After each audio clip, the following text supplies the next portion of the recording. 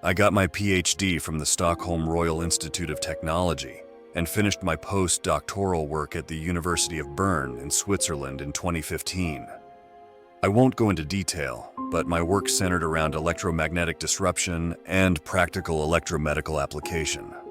Chances are that if you check Google Scholar for these keywords, my name will pop up as a co-author on at least one of the top 5 results. However, in early December of 2016, I was in an accident. I was staying overnight for a conference in Copenhagen where a colleague of mine had rented a large apartment. However, due to an electrical error, there was heat buildup in the main water heater, causing a steam explosion. I was sleeping pretty much wall to wall with it. My face and shoulders took the main brunt of the boiling water, steam, and pressure. The last thing I remember seeing was a bright light, followed by a sudden and complete dark. I had to go through evisceration and a nucleation of both eyes. I lost 8 teeth on the right side of my face and most of my nose. At least 20% of the body fat in my right arm was burned off. The reconstructive surgery of my face took a team of surgeons 18 hours. This was followed by months of just trying to survive, moving back in with my family, and going through cosmetic surgery, mainly for my face. To this day, I still have no idea what was said at the conference. After a few months, I was fitted for double eye prosthetics. It took a total of 3 months before I was even given the option to start therapy. I'm not gonna lie, it was the hardest thing I've ever done. Most people who are legally blind can still perceive some kind of light, but complete blindness, about 7% of us, is one step further. One day I could be suicidal, and the next day I was determined to learn Braille. Because of the damage to my eyelids, the surgeons opted to connect new tear ducts to my nose, a dacryocysterrhinostomy, so crying just made my nose runny. 3 years later, I was in a much better state of mind. Although a sudden blindness isn't something you ever really adapt to, I was doing better. I still wasn't ready to go out on my own, but with a friend or family member just to help me along, I could go pretty far. I also learned to appreciate all those weird accessibility options that come with most computers. You have no idea. In autumn of 2019, I was contacted by a man who told me he represented a group associated with renewable energy research. Living in Sweden, renewable energy is a big deal, and it is something I've personally been interested in. In fact, it was going to be the subject of my next article. Just before the accident, the man offered me a job. He told me that he worked at a lab with disabled scientists, and that my expertise was in high demand. The pay was more than generous, and as a benefit package, I would be given a personal assistant. Pay for an off-site 2-bedroom apartment was also a part of the benefits. I agreed to have an interview. The man who was going to interview me was clearly from another country, but he was ready to fly out to meet me at short notice. He came to visit the very next day. We had a private conversation at my parents' house. He asked a lot of questions about my work, and I could hear him tapping away at a touchscreen. We discussed some of the details, but there was one thing he consciously seemed to avoid: where the main lab was located. He seemed uncomfortable talking about it, but he promised that I would be given a private flight wherever I wanted during downtime off-site. There would be 4 weeks of work on-site, living in the apartment outside the main lab, followed by 2 weeks off-site, kinda like paid vacation. I would be in rotating shifts with one morning, midday, evening, and night shift. The weirdest thing was revealed just as I was about to accept the offer. Every single scientist at the main lab was completely blind. I accepted the offer. The next week, I was picked up by the same man, let's call him Samuel, and taken to a private flight. I still had no idea where we were going, but other passengers were speaking in an Asian language, Indonesian, I think.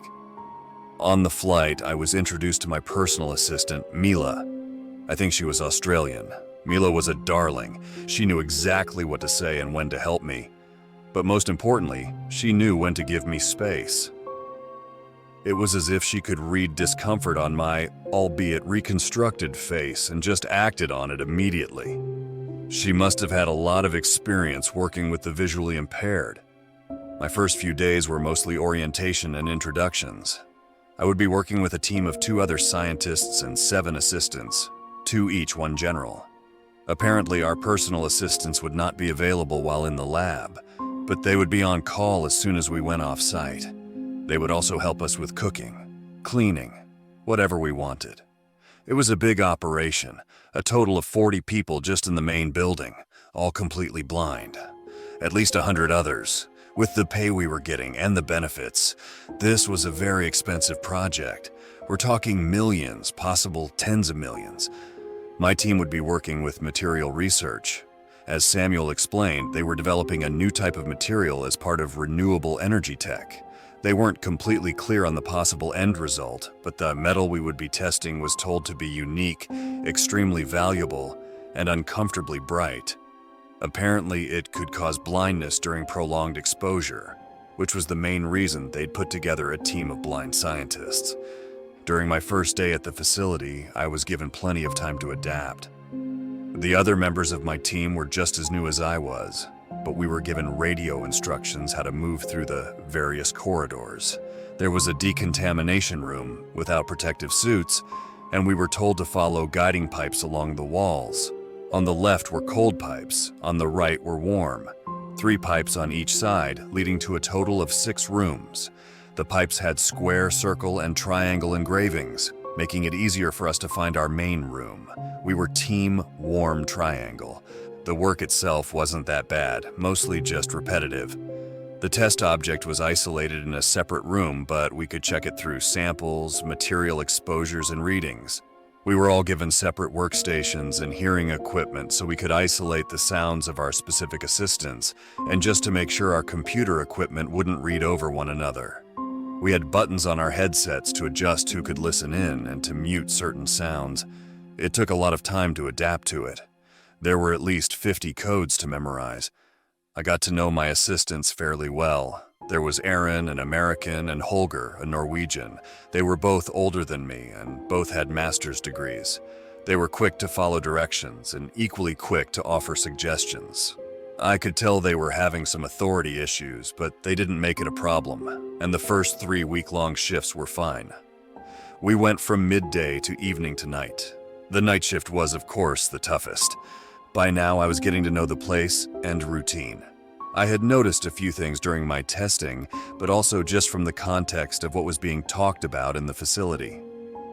The 7th assistant would come down with lunches for us, and we ate in a small common room, warm circle, where we would talk more freely about what we'd learned. We never changed from Warm Triangle as our main room, even when we changed shifts. The whole setup was weird.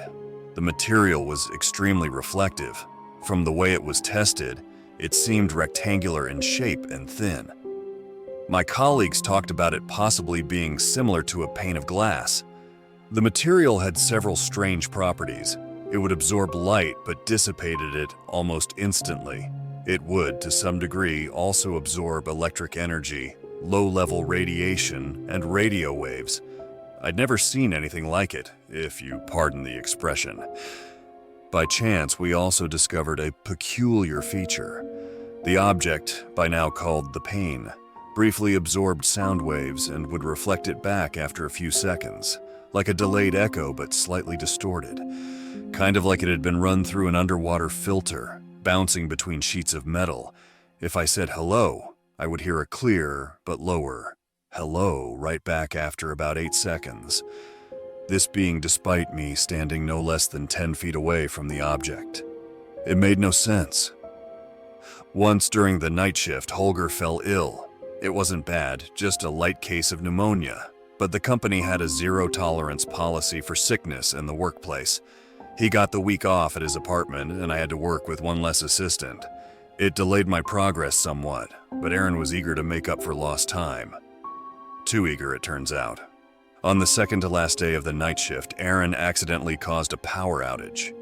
We were pressure testing the object when Aaron slipped and knocked over some volatile materials at another workstation. Nothing happened, explosion-wise, but the entire room went into immediate lockdown and the power was shut off. The doors shut and locked from the outside.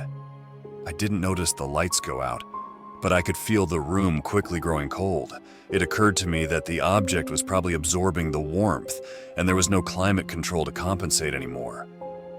Then something weird happened.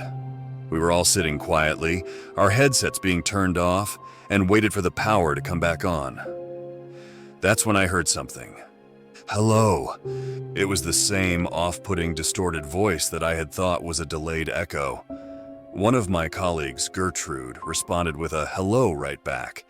I heard 4 quick footsteps, like the start of a drum roll, and something slamming into the glass, separating us from the object. Something squishy.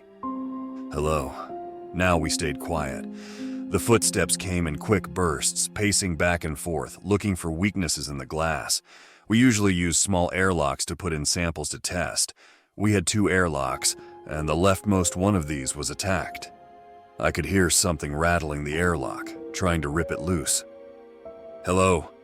I could hear the grinding sound of metal being bent. I pressed myself against the wall, holding my breath. The power came back with a vengeance. My headphones were full of people screaming.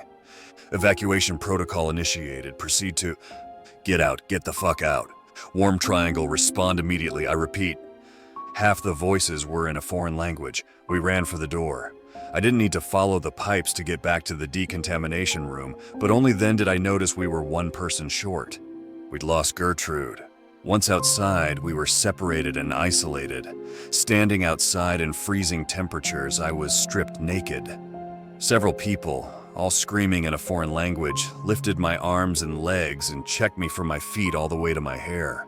I was forced into a plastic tent where they shaved my head, forced my mouth open and checked my teeth. My ears were cleaned with some sort of antiseptic, and my eye prosthetics were discarded completely. It was quick, violent, and terrifying. I was locked inside my apartment the rest of the night.